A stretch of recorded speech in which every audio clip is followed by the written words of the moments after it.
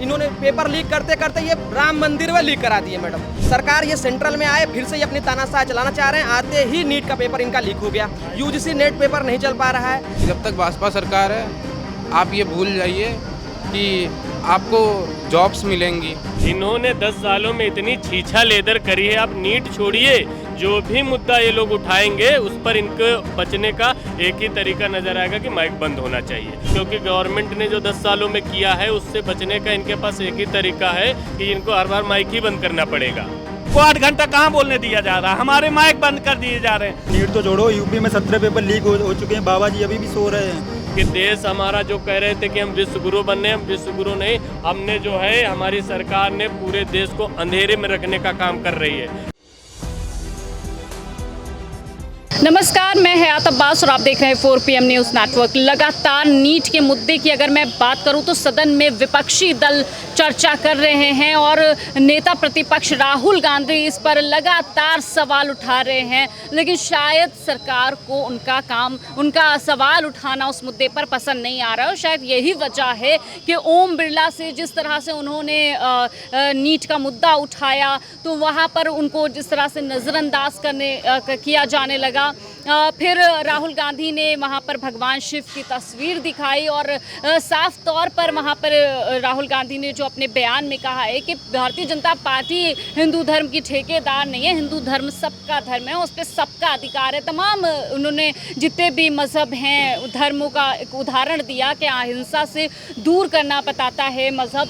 और जो नीट का मुद्दा है ये अहम है क्योंकि युवाओं से जुड़ा है। लगातार इस पर बात कर रहे थे तो वहाँ पर जो स्पीकर साहब हैं ओम बिरला जी, उन्होंने माइक बंद कर देते हैं। और इतना ही नहीं, इस बेइज्जती के चलते इंडिया गठबंधन की अगर बात करूँ, इंडिया अलायंस की बात करूँ, पूरी ताकत, पूरी एकजुटता नज़र आई किस तरह से जब उनकी बात नहीं सुनी गई राहुल गांधी की, तो सारा जो विपक्षी दल के नेता हैं वो सभी के सब वॉकआउट कर जाते हैं। राहुल गांधी बस वॉकआउट करते हैं तो उनके पीछे सारे विपक्षी दल निकल जाते हैं। जनता के बीच इस सत्र को लेकर क्या चर्चाएं चल रही हैं और जो सत्र में जो सदन में इस तरह की नेता प्रतिपक्ष है वो उनको लेकर कैसे देख रहे हैं, क्या सोच रहे हैं, सर कैसे देख रहे हैं। लगातार नीट का मुद्दा हावी है लेकिन सरकार इस पर बात नहीं करना चाहती। इससे तो साफ यही अंदाजा लगाया जा सकता है। आप जो नीट की बात कर रहे हैं,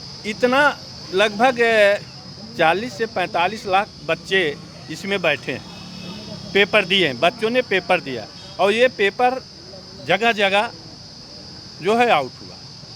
इसमें सरकार को कुछ भी नहीं करना चाहिए था, सारे पेपर रद्द कर देना चाहिए था। अपनी गलती स्वीकार करके, गलतियां हो जाती हैं, अपनी गलतियों को स्वीकार करके इनको पुनः जो है उस पेपर को करा देना चाहिए था। रही बात जो स्पीकर द्वारा, नेता प्रतिपक्ष द्वारा जो माइक बंद कर, उन्होंने 140 करोड़ जनता का और उसके बाद 40 लाख 50 लाख रोजगारों नौजवानों का और जो 83% नवयुवक बेरोजगार घूम रहा है, उनकी आवाज़ को जब वो सदन में उठाते हैं नेता प्रतिपक्ष और उनके आवाज़ को दबाने का काम जो है वहाँ के सदन में जो उनके साथ किया जाता है, ये भारत देश के साथ, नेता प्रतिपक्ष के साथ और इंडिया गठबंधन के साथ न्याय की बात नहीं है, अन्याय की बात है।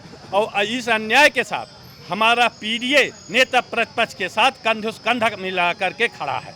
बिल्कुल, लेकिन क्या इतना बड़ा जो ये मुद्दा है नीट का, देश के युवाओं के साथ खिलवाड़ है, इस पर सदन में सुनवाई क्यों नहीं होने दी जा रही है, क्यों माइक बंद कर दिया जा रहा है, जबकि राहुल गांधी इसको एक बड़ा मुद्दा मान रहे हैं। वो कह रहे हैं पूरा एक दिन इसको देना चाहिए इस मुद्दे पर। देखिए, मैं नीट से भी बड़ा एक मुद्दा मानता हूं और वो मुद्दा है संविधान का, क्योंकि संविधान ही ये हक देता है कि प्रतिपक्ष के जितने भी सांसद हैं उनको भी अपनी बात कहने का मौका मिलना चाहिए। ये संविधान कहता है, ये उनकी अपनी पर्सनल वो डिमांड नहीं है कि हमारे लिए स्पेशली किया जाए। आप नीट की बात कर रहे हैं, अभी जब ये अयोध्या के विकास पर बात होगी, नीट पर होगी, तमाम ऐसी चीज़ें हैं क्योंकि गवर्नमेंट ने जो 10 सालों में किया है उससे बचने का इनके पास एक ही तरीका है कि इनको हर बार माइक ही बंद करना पड़ेगा। अभी नीट चल रहा है, नीट के तुरंत बाद जो आप देखिए अयोध्या में हुआ है, आपको क्या लगता है कि माइक खुला रहने देंगे? अगर ये अच्छा कर रहे हो तो ये खुला रहने दे। उस पर तो मान के चलिए गोदी मीडिया बिठा रखा है, वो इनके जितने भी मतलब कुछ चिथड़े फटते हैं तो पेंदा लगाते रहते हैं, लेकिन वहाँ संसद में तो ऐसा हो नहीं सकता। लेकिन मैं नीट से ज़्यादा एक चीज़ आप और पूरे देश को गौर करना चाहिए कि बात हो रही है आवाज़ को दबाने की। नीट का मामला है, आज नीट का है, कल कोई दूसरी बात होगी। अगर आवाज़ रखने का मौका नहीं दिया जाएगा तो ये मान के चलिए कि पूरा का पूरा देश अंधकार में चल रहा है।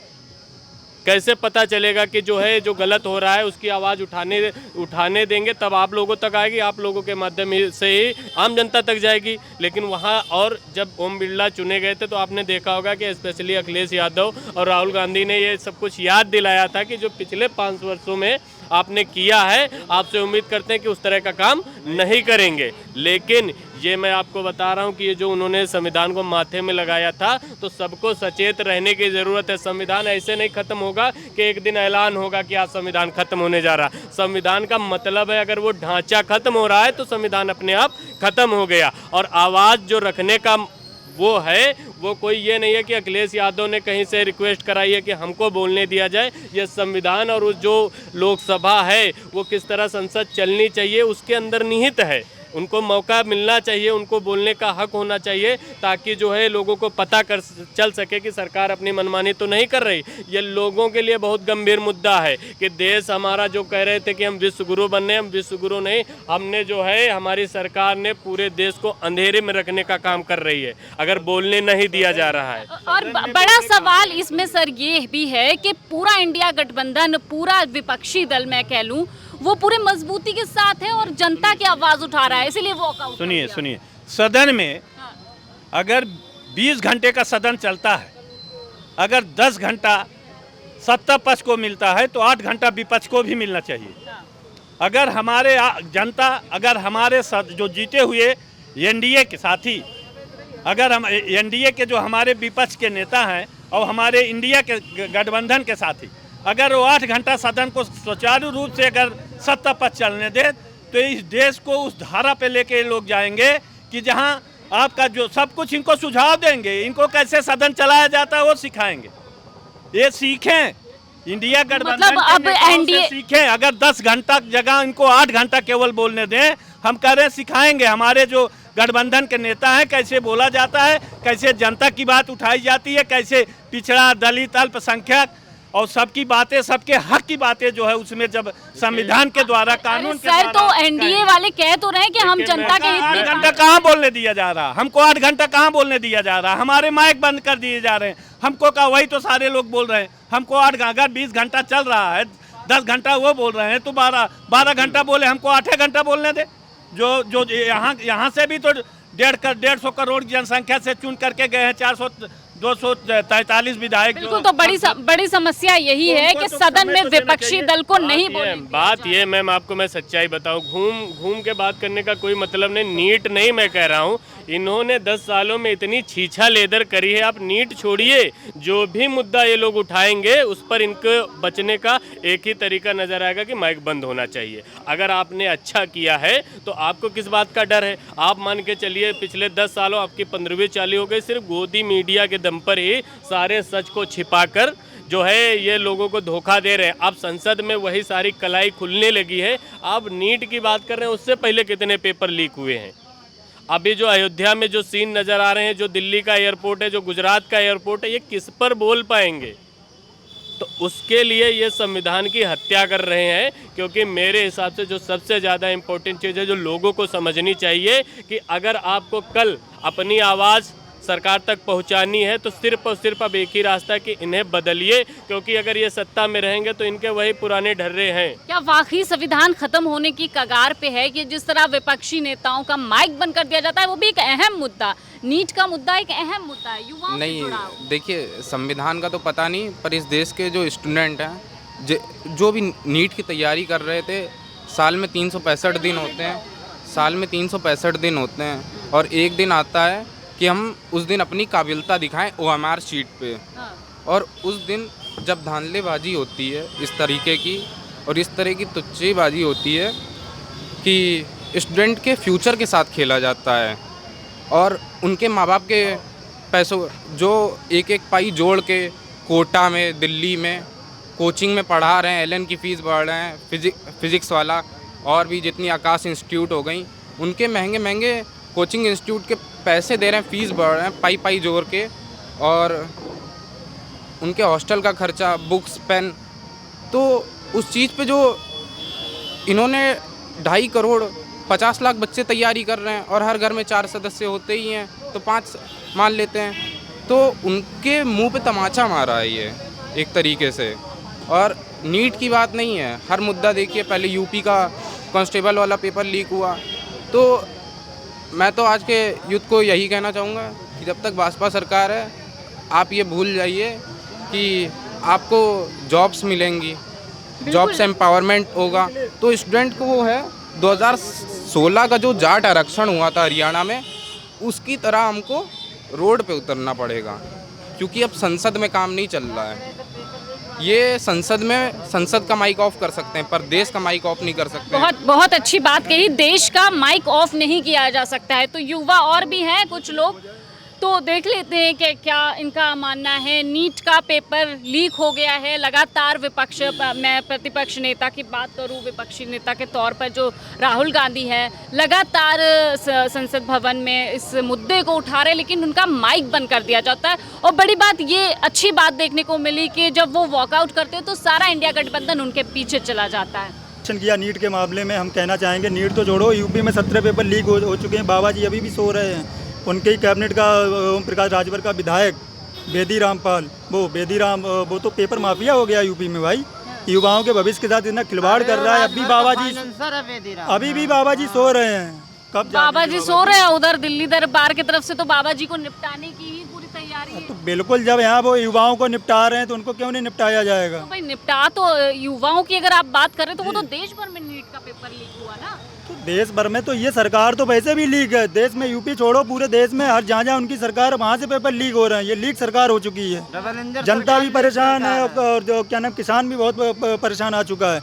बहुत दुख की बात है, लेकिन आज तो खैर खुशी का दिन है और बहुत बहुत शुभकामनाएं पुनः भैया जी को एक बार। अच्छा, खुशी का दिन तो है, लेकिन जो चर्चाएं चल रही हैं, संसद सत्र चल रहा है, वॉकआउट कर गए हैं, कैसे देख रहे हैं इसको? मैम, ये इस बार जो जनाधार, जो जनता ने जो ये जनादेश दिया है, वो युवाओं के पक्ष को मजबूत किया है। और ये अभी तक जो अपना तानाशाही चला रहे थे, जो हमारे विपक्ष के लोग थे, जो तानाशाही जो चल रही थी, वो अब नहीं चलने वाली है। जो सरकार, जो जनता ने जिस तरह से लोगों को चुन के भेजा है, और जो हमारे इंडिया गठबंधन के लोगों ने अपनी प्राथमिकता तय कर दिया है कि हमारी प्राथमिकता पीडीए है और हमारी प्राथमिकता हमारे युवा हैं।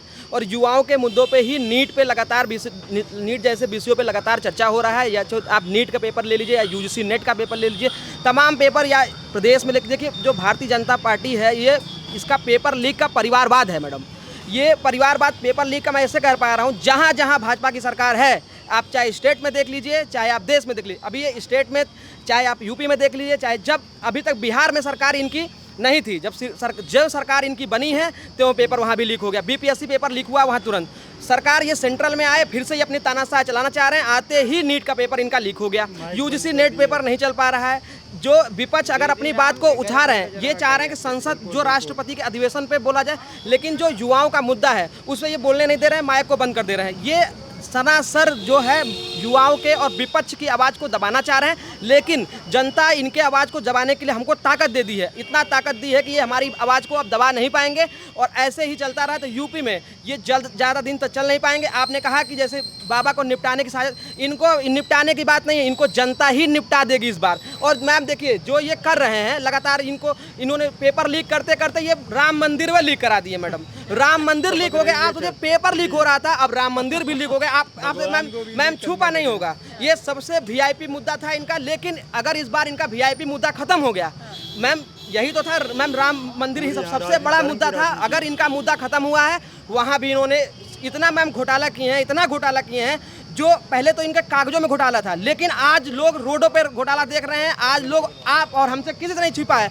आज मैम पहली बारिश हुई, भगवान ने पहले ही कहा कि देखो हम ही को पहले बचाओ, इन भाजपा वालों से हमको बचाओ। बिल्कुल, तो शायद आज इसी वजह से राहुल गांधी ने शिव भगवान की, जो शिव जी की तस्वीर है वो दिखाई, और उन्होंने साफ तौर पे वहाँ से कैमरा हटा दिया गया, फोकस हटा दिया गया, तब भी राहुल गांधी ने कहा कि भगवान सिर्फ भारतीय जनता पार्टी के नहीं हैं और भारतीय जनता पार्टी ने उसका ठेका नहीं लिया हुआ है। मैम क्योंकि ये देखिए, ये सिर्फ भारतीय जनता पार्टी सोच रही थी कि हमारे हैं भगवान, भगवान सबके हैं और भगवान जो है विपक्ष के भी हैं और विपक्ष के हैं मैम, किसी के बाटे नहीं हुए। इसीलिए भगवान ने आपको दिखा दिया कि आप अगर सही से नहीं चलेंगे, भगवान श्री राम के बनाए हुए मार्ग पे आप नहीं चलेंगे, तो आपको भी, जैसे आप कहते थे हम भगवान को लाए हैं, जो राम को लाए हैं, आज भगवान ने दिखा दिया राम को तुम नहीं लाए हो, राम तुमको लाए हैं। और इसीलिए राम ने इनको बाहर का रास्ता दिखा दिया।